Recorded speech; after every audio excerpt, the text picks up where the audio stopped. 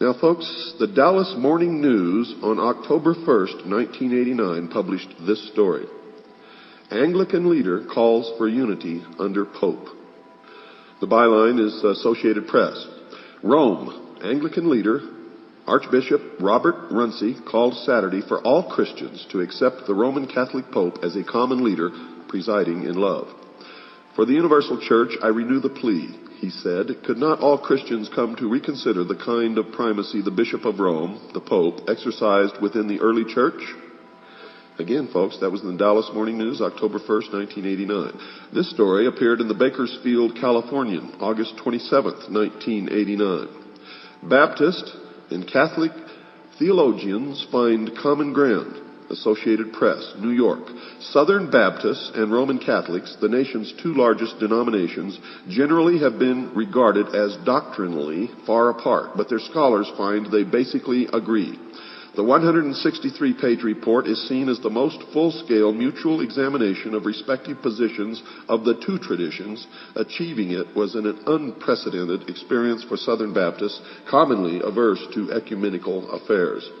The talks, sponsored by the Catholic Bishops' Committee on Ecumenical and Interreligious Affairs and the Southern Baptist Department of Interfaith Witness, involved 18 meetings between 1978 and 1988. Again, that appeared in the Bakersfield Californian, August 27th, 1989. Now, I want you to listen to me very carefully during this broadcast, for the message tonight is extremely important.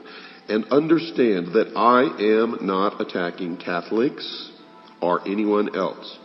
I am merely giving you the results of our research, and sometimes the results of this research is disturbing. It shows how we've been misled and deceived over hundreds and sometimes thousands of years. You see, folks, more wars have been fought and more blood has been shed in the name of religion than any other cause, perhaps all other causes. Countless millions have been slaughtered in the name of God, Allah, Buddha, Muhammad, Christ for thousands of years. Christian killing Jew, Jew hating Muslim, the Muslim against the Hindu, Christian fighting Christian, Shiite versus Sunni, Sikh against Hindu. Endless rivers of blood supposedly shed to rid the world of evil men and make way for peace. And of course, it never happens. And that's what they say about this new world order, that it's going to rid the world of evil men and make way for 1,000 years of peace. Well, is it possible for people of varied faiths and cultures to live at peace in this world?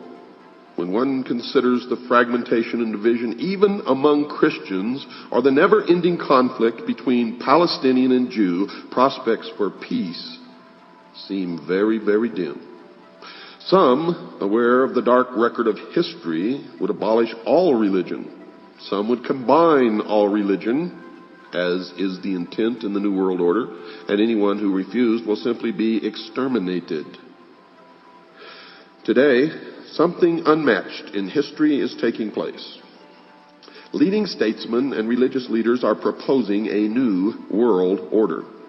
A plan that many sincerely believe can bring peace on earth. A unity is envisioned that will transcend instinctive barriers that have long separated cultures and religions. Significant progress toward a new world order is seen in the spirit of ecumenism, or togetherness, now being urged by prominent religious leaders and being brought to reality, to fruition by the World Council of Churches. In the ecumenical plan, basic theological or ideological differences are set aside, while emphasis is instead placed upon those elements common to most religions. And I can tell you that the New World religion will be a religion that serves man, because man is to become God in the New World Order. Several efforts have been made to write a religious book. A universal religious book. My old friend Dr. Riley tried to do it.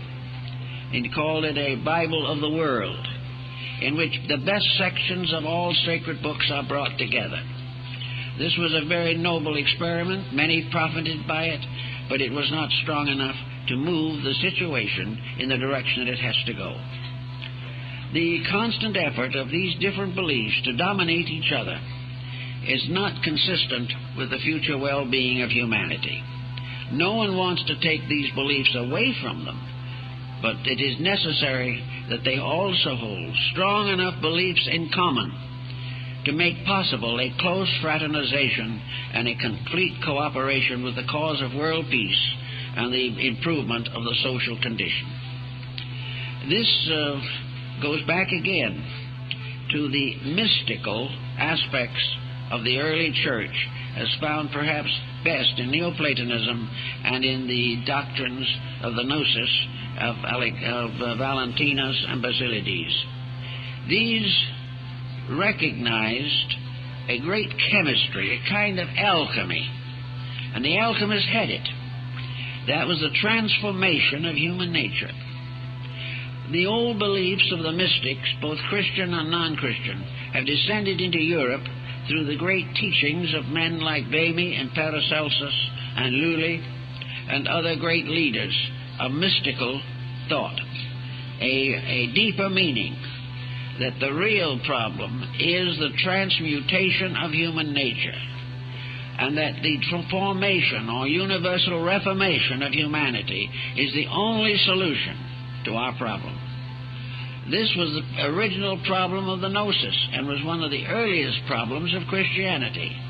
The early church fathers believed firmly that the heavenly world would come to earth, that in due time and in due course there would be but one world, one humanity, living together in peace under one God. This dream still has validity. It is still something that we have to fight for or work for or struggle to attain. And unfortunately, up to the present time, it's been a very difficult path. Actually, however, there is progress. And the consideration of further details concerning early Christian history will have quite a bearing upon the future. Because as we go back to the original revelation and get away from the interpretations, we find a more solid substance upon which to build a unity. Interpretations of all kinds can grow up around an idea, but these interpretations are very conflicting and often contradictory. So if they can be eliminated and we go back to the idea in its own nature, in its own substance, in its own essence, we may find the common ground we need. We have to strip off centuries of interpretation to rescue the dream that was in the heart of the Christian religion. We are doing it in slow degrees, but it is coming.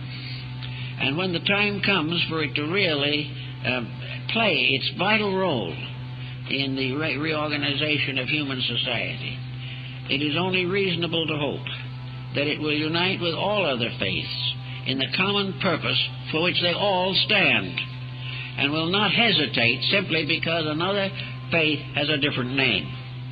That we will no longer consider the heretics and the non-believers. We will rather recognize that these are terms in our own minds, but that everywhere, from the beginning of time, religion has had one purpose, and that purpose was the improvement of the inner life of man. This is the thing that is most important. This is the emphasis that Paul made, both in his accepted epistles and those which are in the Apocrypha, that the great problem of all time and all things is that we all come together in the realization of the brotherhood of man and the fatherhood of God.